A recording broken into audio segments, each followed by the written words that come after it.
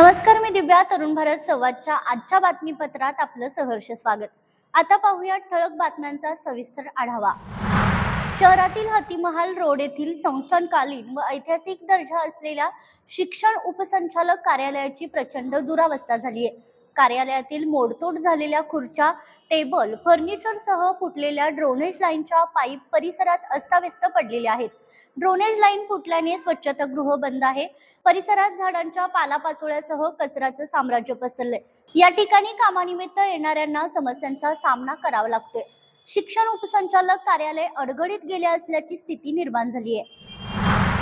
दुडुंगे तेऊरवाडी रस्त्यावर मोठमोठे खड्डे पडले असून रस्त्यावर शेतकऱ्यांनी चरी मारून खड्डे पाडल्याने रस्त्यावरून गाड्या घसरत अपघात होत आहेत. परिसरातील ग्रामस्थांना वीज वितरण कंपनीकडे व विद्यार्थ्यांना महाविद्यालयाला जाण्यासाठी जवळचा रस्ता आहे. या रस्त्यावर मोठी वर्दळ असते. प्रवासी गडहिंग्लज नेसरी येथे जाण्यासाठी या रस्त्याचा वापर करतात. परंतु या रस्त्याच्या एकूणच देखभाल दुरुस्तीकडे बांधकाम विभागाचे दुर्लक्ष झाल्याचे दिसते. पावसाळ्यापूर्वी रस्त्याची डागडुजी करावी अशी मागणी दुडुंगे तेऊरवाडी ग्रामस्थांकडून होतीये. दुंडगे तेऊरवाडी रस्ता आहे. त्या रस्त्यावर मोठमोठे खड्डे पडलेत. हे बघा, साईड पट्टी सुद्धा केली नाही. जवळपास मला वाटतं गेली 15 ते 20 वर्ष झाले हा रस्ता झाला आहे. मात्र या रस्त्यावर मोठमोठ्या चरी, मोठमोठे खड्डे पडल्यामुळे प्रवासांना, वाहतुकीला अडचणीचे ठरू लागले. तर आता सर्वात महत्त्वाची गोष्ट म्हणजे या रस्त्यावर जो एक मोरी बांधली आहे, हा कंत्राटाने मोरी बांधली आहे. आणि हा जो हा बघा, जीवघेणा मूर्तीचा खड्डा म्हटलं तर हरकत नाही, हा खड्डा आहे. या खड्ड्यावरती काल रात्री 9:30च्या दरम्यान इथे एक अपघात झाला.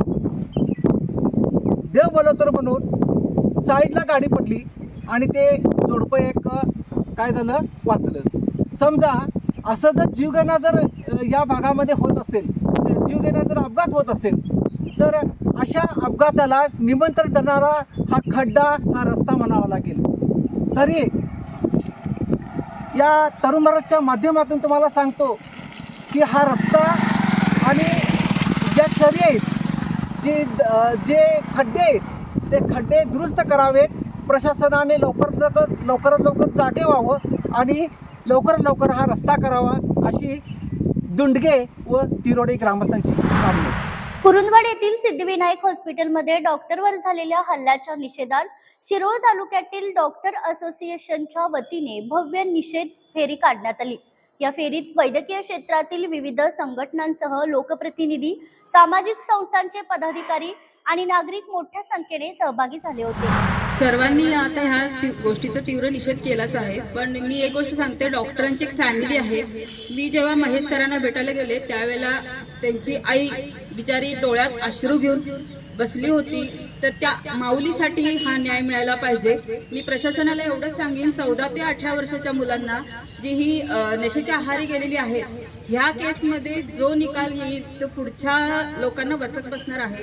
त्यामुळे जे नशेच्या आहारी गेलेली पिढी आहे त्यांना तुम्ही प्रशासन काय तुम्ही त्याच्यावरती वचक लावाल, त्याच्याकडे सगळ्यांचे लक्ष लागून राहिले आहे. त्यामुळे मी माझं मनोगत थांबवते आणि योग्य तो निर्णय द्याल असं मी प्रशासनाला माझं निवेदन सांगते.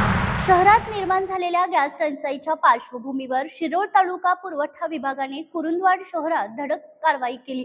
या 3 पथकांमार्फत अचानक छापेमारी करत नियमबाह्य पद्धतीने घरगुती गॅस टाक्यांचा वापर करत असल्याचे निदर्शनास आल्याने ही कारवाई करत 4 टाक्या जप्त करण्यात आल्या. कोल्हापूर शहरातील ऐतिहासिक दसरा चौक परिसरातील मुस्लिम बोर्डिंग येथे रमजान ईद निमित्त मुस्लिम बांधवांनी उत्साहात नमाज पठण केलं. यावेळी विश्वशांती, बंधुभाव आणि अखंड भारत एकसंघ राहावा यासाठी विशेष प्रार्थना करण्यात आली. तसेच समाजात समता आणि बंधुतेचा संदेशही देण्यात आला. मुस्लिम बोर्डिंगच्या पटांगणावर पारंपरिक पद्धतीने नमाज अदा करण्यात आली. या प्रसंगी पोलीस प्रशासनाच्या वतीनेही विशेष सहभाग नोंदवण्यात आला. पोलीस अधीक्षक योगेश कुमार गुप्ता, अप्पर पोलीस अधीक्षक बी धीरज कुमार, पोलीस उपाधीक्षक प्रिया पाटील यांच्यासह इतर मान्यवरांनी मुस्लिम बांधवांना गुलाब पुष्प देत रमजान ईदच्या शुभेच्छा दिल्या. महागाव तालुका गडहिंग्लज येथील महात्मा फुले विद्यालय व ज्युनियर कॉलेजमध्ये विद्यार्थी शालेय शिक्षणाबरोबरच आधुनिक शेतीचे धडे गिरवत असल्याचं चित्र पाहायला मिळते.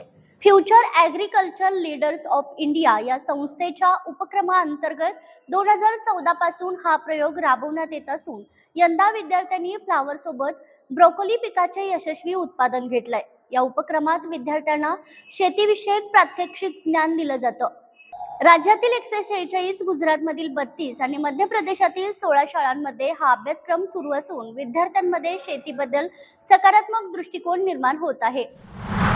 खांद्यावर भगव्या पताका, टाळ मृदुंगाचा गजर आणि मुखी विठुराया व मुकुंद महाराज यांचा जयघोष या भक्तिमय वातावरणात चांदे येथे अश्वरिंगण सोहळा मोठ्या उत्साहात पार पडला. 16व्या संत वारीनिमित्त आयोजित या कार्यक्रमात हजारो वारकरी व भाविक सहभागी झाले होते.